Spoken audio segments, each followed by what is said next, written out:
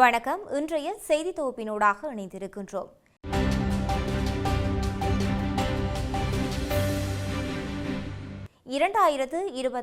அக்டோபரில் உலகளாவிய ரீதியில் பார்வையிட வேண்டிய முதலிடமாக இலங்கை தரவரிசைப்படுத்தப்பட்டுள்ளது.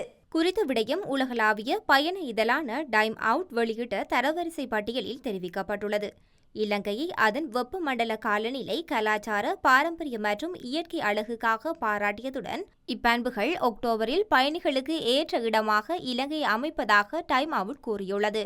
தங்க நிற கடற்கரைகள் மற்றும் மலைநாட்டு நடைபயணங்கள் முதல் பண்டைய கட்டிடங்கள் மற்றும் வனவிலங்கு சவாரிகள் வரை இலங்கை சுற்றுலா பயணிகளுக்கு அனைத்தையும் வழங்குவதாக சிறப்பிக்கப்பட்டுள்ளது. இலையுதிர்கால வண்ணங்கள் மற்றும் பருவகால விழாக்களுக்காக அங்கீகரிக்கப்பட்ட பட்டியலில் இலங்கையை தொடர்ந்து துருக்கி மற்றும் நியூ மெக்சிகோ ஆகியவை இடம்பெறுகின்றன. கிளிநொச்சி மாவட்ட பொது வைத்தியசாலையில் பெண் நோயியல் பிரிவு சுமார் 2 வருடங்களுக்கு மூடப்பட்டிருந்த நிலையில் தற்பொழுது திறந்து வைக்கப்பட்டுள்ளது. குறித்த நிகழ்வானது இன்று வடக்கு மாகாண ஆளுநரால் திறந்து வைக்கப்பட்டுள்ளது. பெண் நோயியல் பிரிவானது 2 வருடங்களுக்கு முன்னர் முன்னாள் ஜனாதிபதி ரணில் விக்ரமசிங்கவினால் திறந்து வைக்கப்பட்டது. இருப்பினும் பயன்பாடு அற்று மூடியிருந்த நிலையில் பல்வேறு தரப்பினரால் அதனை திறக்குமாறு கோரி முன்வைக்கப்பட்ட போராட்டங்கள் முன்னெடுக்கப்பட்டுள்ளன. இது தொடர்பில் நேற்றைய தினம் பாராளுமன்றத்தில் கருத்து முன்வைக்கப்பட்டது. இதன் பின்னாலேயே தற்பொழுது குறித்த பெண்ணியல் பிரிவானது திறந்து வைக்கப்பட்டுள்ளமை குறிப்பிடத்தக்கது. Governor Secretary and all the doctors, nurses, staff of the hospital. Actually today is very happy moment. This moment is very happy. We all are waiting for a long to re-function the new building.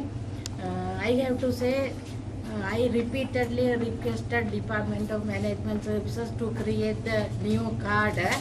And also they all agreed to come and visit as early as possible to review your cadre request. Yesterday also I talked to the DG. He personally promised come early. So I think we will have a cadre creation as early as possible.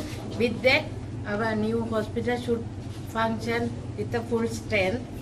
It should be get maximum outcome and our people should get the maximum benefit from this hospital. Thank you. Best wishes to the administration. Thank you very much.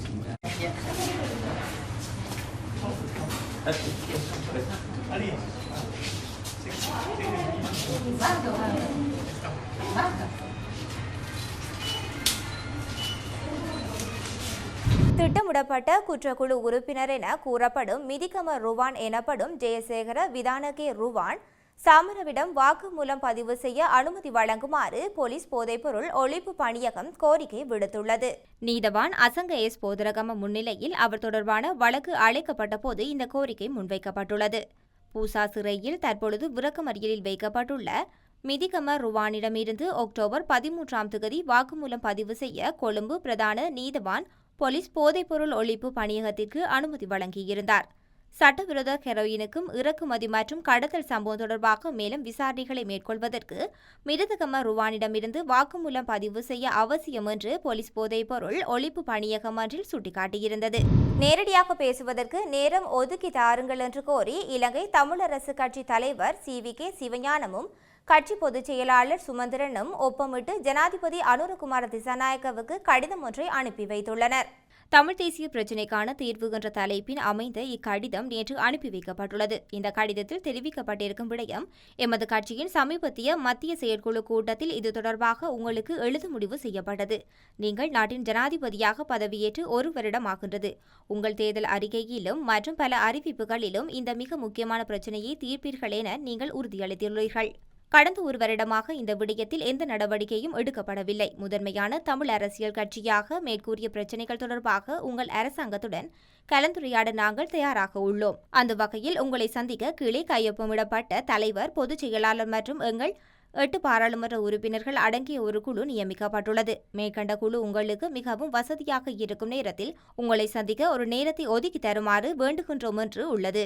Mullaitivu மாவட்ட பொது வைத்தியசாலையில் இந்தியாவின் உதவியுடன் 4 மாடி மருத்துவ விடுதி வளாகத்தை கட்டவென தீர்மானிக்கப்பட்டுள்ளதுடன் திட்ட முன்மொழிவு செயற்படுத்த தேவையான ஒப்புதல் பெறப்பட்டுள்ளது என சுகாதார அமைச்சர் நலிந்த ஜெயதிச தெரிவித்துள்ளார்.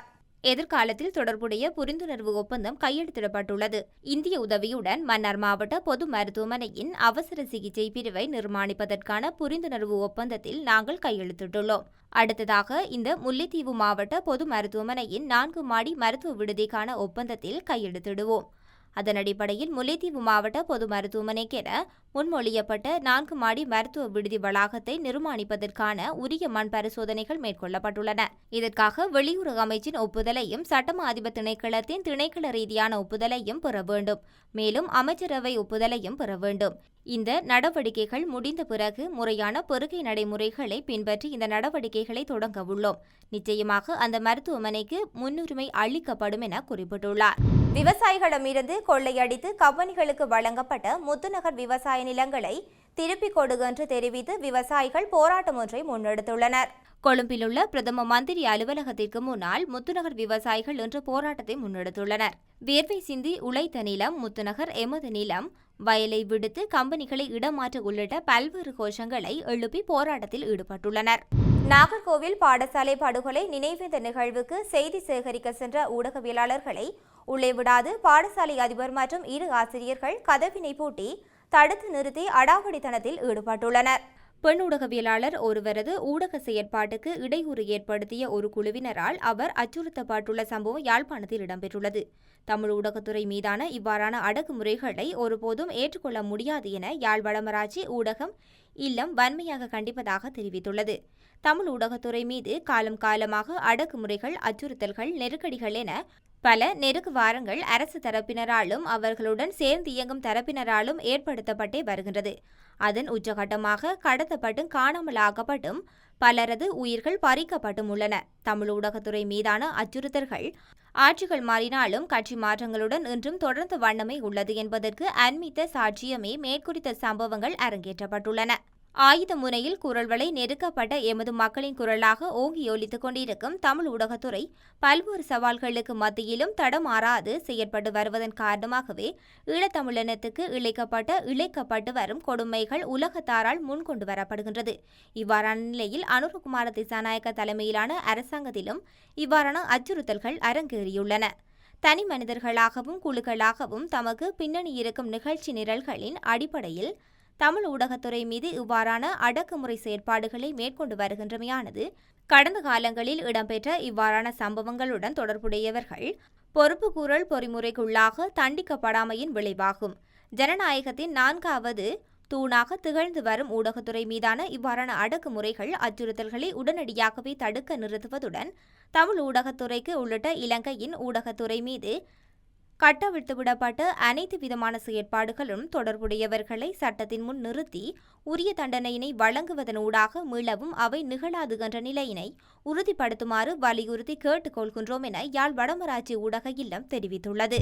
வடக்கு மாகாணத்தில் அபிவிருத்திகளை மேற்கொள்வதாக கூறி அரசாங்கம் ஒரு இனத்தை ஏமாற்றி வருவதாக நாடாளுமன்ற உறுப்பினர் ராமநாதன் அர்ச்சுனா குற்றம் சுமத்தியுள்ளார். 2029ஆம் ஆண்டு ஜனாதிபதி தேர்தலில் வேட்பாளராக நிற்கும் அளவுக்கு தன்னை பிரபலமாக்குவதாக அர்ச்சுனா சுட்டிக்காட்டியுள்ளார். எங்களுடைய நாட்டிலே வடக்கு கிழக்கு என்ற ஒரு பகுதி இருப்பதை தற்போதைய அரசாங்கம் மறந்துவிட்டதாக அவர் சுட்டிக்காட்டியுள்ளார். நேற்று இடம்பெற்ற நாடாளுமன்ற அமர்வில் கலந்து கொண்டு கருத்து தெரிவிக்கும் போதே அவர் இதனை தெரிவித்துள்ளார். வடக்கு கிழக்கு மக்களுக்கு கிடைக்க வேண்டிய அடிப்படை விடயங்களை வழங்கிவிட்டு பிச்சை போட்ட எண்ணத்தில் அரசாங்கம் தெரிகின்றது. தமிழ் தேசிய கட்சிகளிடையே ஒற்றுமையின்மையே இதற்கான காரணமாகும். ஆகவே எதிர்வரும் நாட்களில் தமிழ் அரசியல்வாதிகளுடன் சேர்ந்து ஒற்றுமையாக செயற்பட தீர்மானித்துள்ளேன் என தெரிவித்துள்ளார். வடக்கு கிழக்கு அபிவிருத்திகள் தொடர்பில் அரசாங்கத்தின் அவதானம் அவசியம் எனவும் நாடாளுமன்ற உறுப்பினர் ராமநாதன் அர்ச்சுனா தெரிவித்துள்ளார். இத்துடன் இன்றைய நாளுக்கான செய்தி தொகுப்பு நிறைவடைகின்றது. மற்றொரு செய்தி தொகுப்பினூடாக இணைந்திருக்கலாம்.